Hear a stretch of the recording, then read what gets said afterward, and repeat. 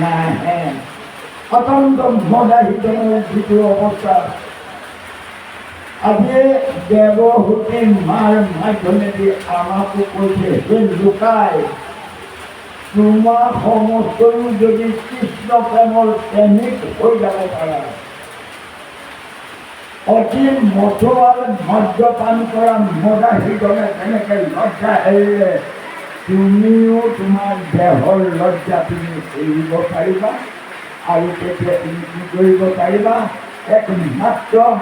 আত্মাৰ ৰমণত তুমি স্থিতপদ্য হৈ থাকিব পাৰিবা চব যদিও উদাহৰণটো বৰ নিকৃষ্ট দেই আচলতে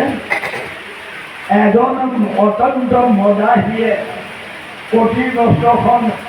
চুৰিয়াখন বুৰকি পৰি গ'লে ক'ব নোৱাৰে তাৰ কাৰণত মদৰ নিচা নহয় জানো তেনে নিচা যদি পান নকৰোঁ তেতিয়াতো মই লজ্জা অনাকত মোৰ থাকিব এনেকৈ আৰু লজ্জাৰ পৰা হাত সাৰি থাকিবৰ কাৰণত মই সুন্দৰকৈ পৰিষ্কাৰকৈ মই কষ্ট পৰিধান কৰি থাকিম আৰু কি কৰি থাকিম মোৰ দেহৰ প্ৰতি ভাৱনা থাকিব তাৰ ওচৰত মই লজ্জাৱান হ'ব নালাগিব কিন্তু নহয় মদাহীজনে যেনেকৈ কি কৰে তেওঁৰ লাজ কাজ নাইকিয়া হয় অতি ভক্তজনৰো তেনেকুৱা অৱস্থা গতিকে তেনেকুৱা হ'বৰ কাৰণত আমাক ভাগৱতে উপদেশ দিছে এই বিষয়ে এটা কথা কওঁ মদাহীয়ে অকণমান মদ খোৱা খাই এগিলাচ খাই তিনি গিলাচৰ দম দেখুওৱা মদাহীটোলৈ মই বেয়া পাওঁ আপোনালোকৰ ইয়াত যদি কোনোবা মদ খাই লেংটা হৈ ঘূৰি যোৱা কোনোবা যদি আছে দেই আৰু মদ খাই ভাতত পৰি থাকোঁতে কুকুৰে মৰম কৰা চেলেকি মৰম কৰা যদি মদাহী আছে মোক ক'ব মই তেওঁৰ লগত বন্ধু কিয় জানেনে বাৰু তেওঁৰ লগত সেইকাৰণে মই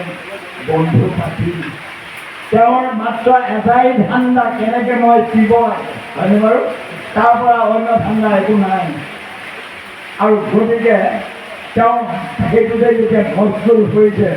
তেওঁৰ সংগী যদি মই হ'ব পাৰোঁ কিজানি ময়ো ৰাম নামৰ মদ্যপান কৰি ময়ো তেনেকুৱা নিজক পাহৰিব পাৰোঁ সেইকাৰণে তেনেকুৱা মদাহী মই কি হ'ম মই কিন্তু তাৰ লগত বন্ধু পাতিম আৰু যিজনে তেওঁৰ ভাৰ্যাই মাক বাপেকৰ ঘৰৰ পৰা অনা কাণফুলিযোৰ যে হাতৰ চাউলযোৰ বাটি কাঢ়ি বেছিও মদ খায় তেনেকুৱা বন্ধু মোক লাগে তেনেকুৱা বন্ধু যদি আছে ক'ব অকণমান খাই পেলাই বেছি মাতলামি কৰা বন্ধু কিন্তু আপোনালোকে চাউল কালিৰ ওপৰত মন কিনি নাপায় বাৰু বেয়া নহওক আজি এটা অত্যন্ত মদাহীৰ লগত ভকতিক আমোল খুৱাইছে মদ্যপান কৰাজনে তেওঁৰ লাজ কাজ যেনেকৈ নাইকিয়া হয় অতি ভক্তজনেও একমাত্ৰ ভগৱন্ত পুৰুষৰ চিন্তনৰ বাহিৰে তেওঁৰ দেহৰ চিন্তন বাদ দিব পাৰে আপুনি আমিও যদি তেনেভাৱে হ'ব পাৰোঁ তেতিয়াহে আপুনি আমি আমাৰ জীৱক মুকলি দিয়াব পাৰিম কৃষ্ণ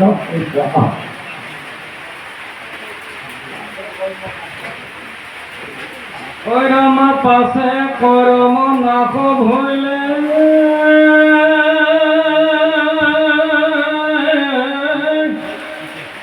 ভৌতিক শরীর পরে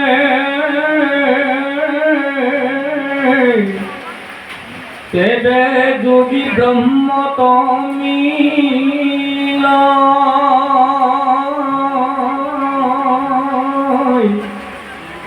এরায়া সংসার দুঃখ লভে ব্রহ্মানন্দ সুখ যেন জলে জল প্লবে